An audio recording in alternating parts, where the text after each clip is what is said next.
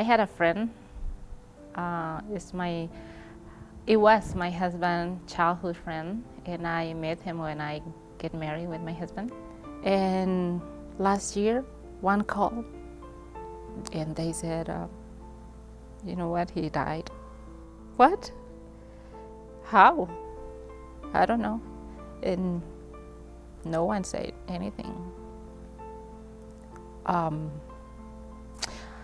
We make calls and ask what happened.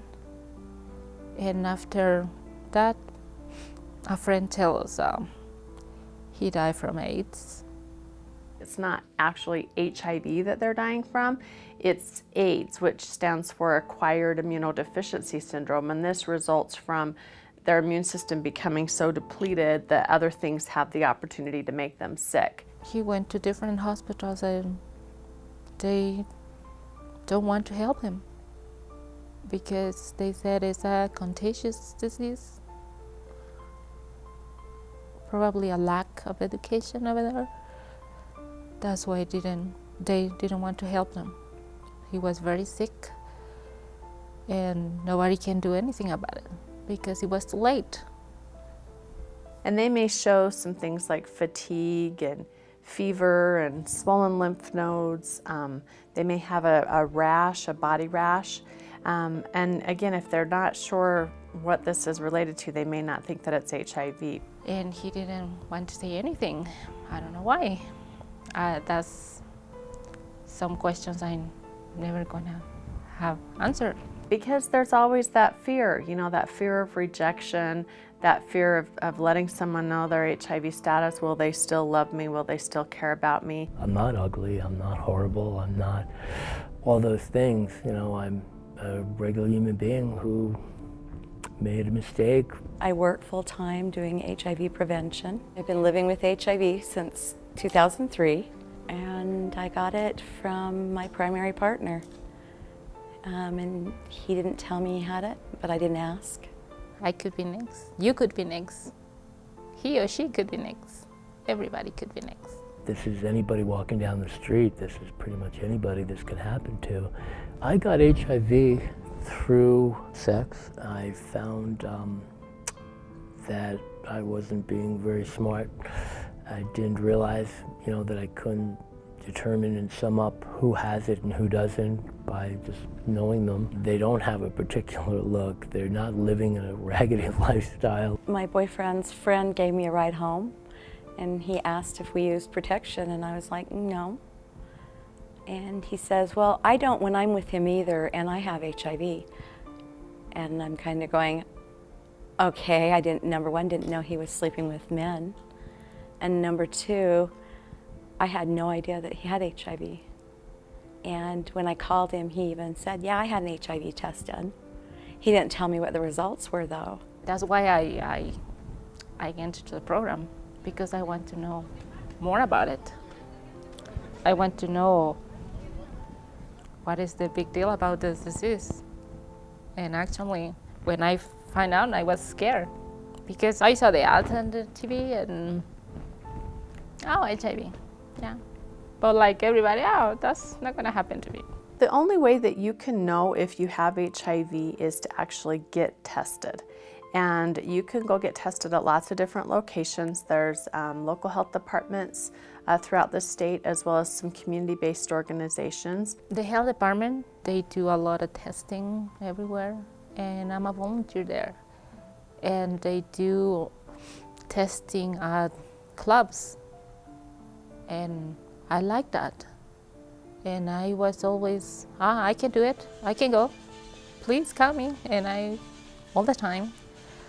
Because a lot of people that go to the clubs, they are at high risk because they drink alcohol, and alcohol gets in your brain and make wrong decisions.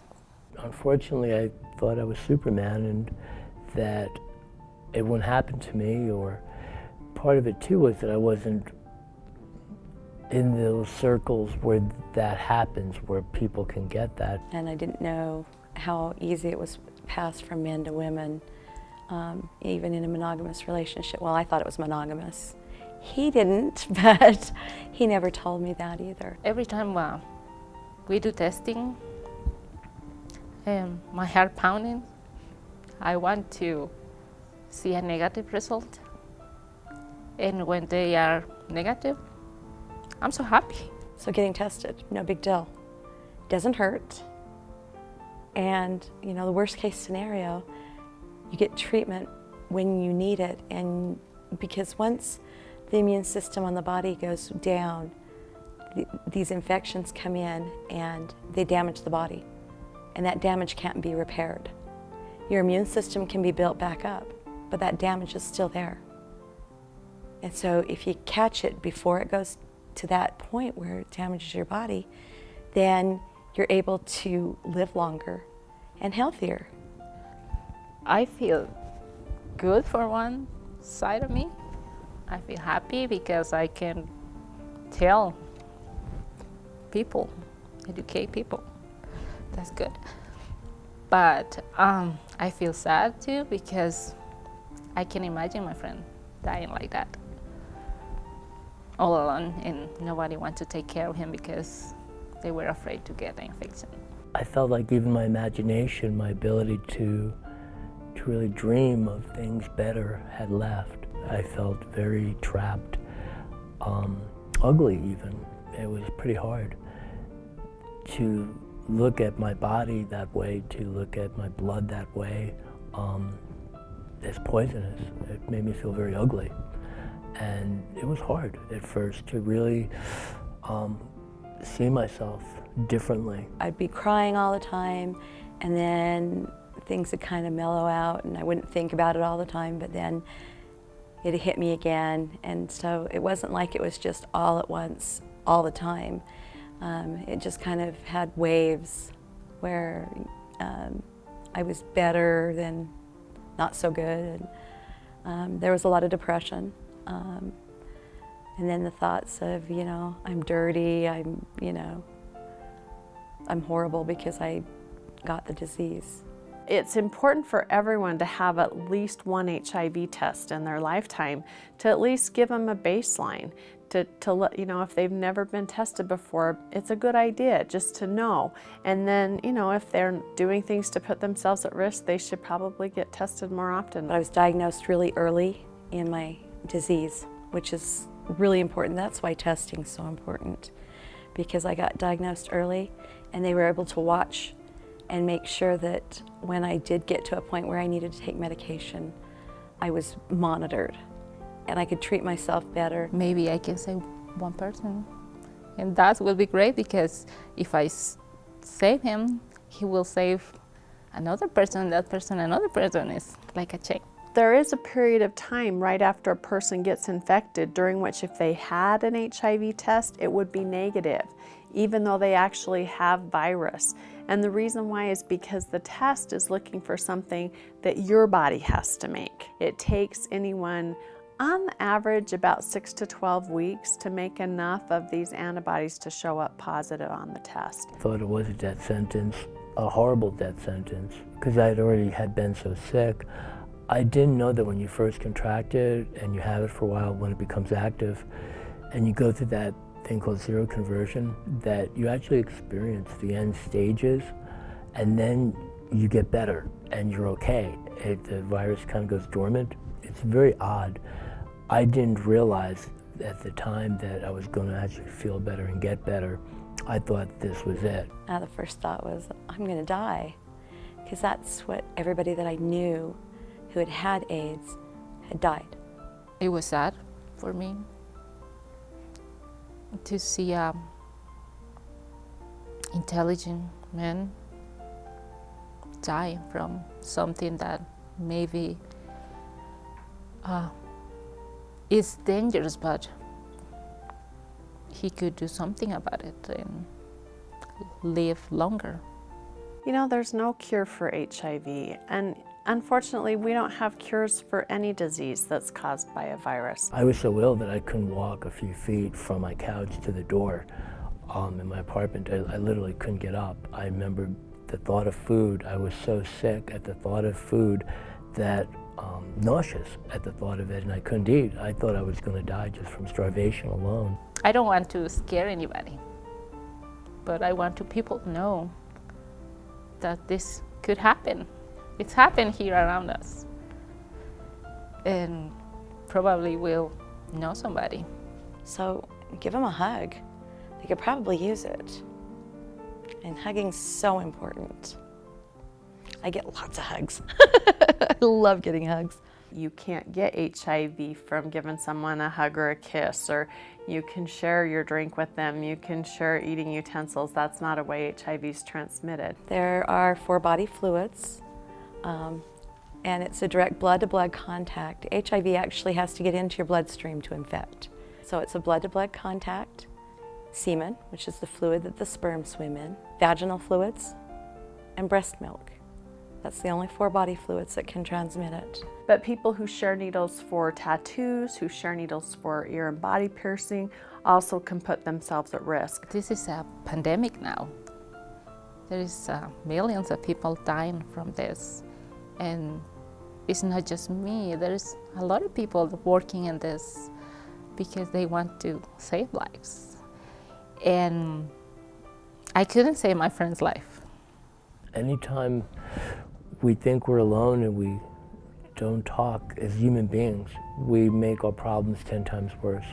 If we're not willing to risk and talk to people and allow them in and allow yourself to touch emotionally, mentally, with words, what's going on inside of you, and be real about that, then you live in pain. And if I tell my story, maybe somebody out there will watch it and go, ooh, maybe I'm at risk after all. Maybe I need to be tested. We know we can prevent it, sexually, but it takes cooperation on both parties. And it also involves people disclosing HIV status, which sometimes can be very challenging. I'm not stereotypical. I'm not who people would walk down the street and think, she might have AIDS. If you don't protect yourself, you could be next. If you have any type of foolish notion that someone is going to look or act or come from a certain income bracket or lifestyle, that's only how you can get it, then you're mistaken. You could be. Anyone could be. You never know for sure. That's why testing's important. But just taking care of yourself, because you don't know. It was a shock to me, and it happens though. So be careful. Take care of yourself sexually. Use protection. Ask questions. If you're going to be intimate with someone, that's a very intimate level of contact. If you're that comfortable to have intimacy with them, you should be that comfortable to say, have you had an HIV test? If so, what were the results? Together we can do a lot.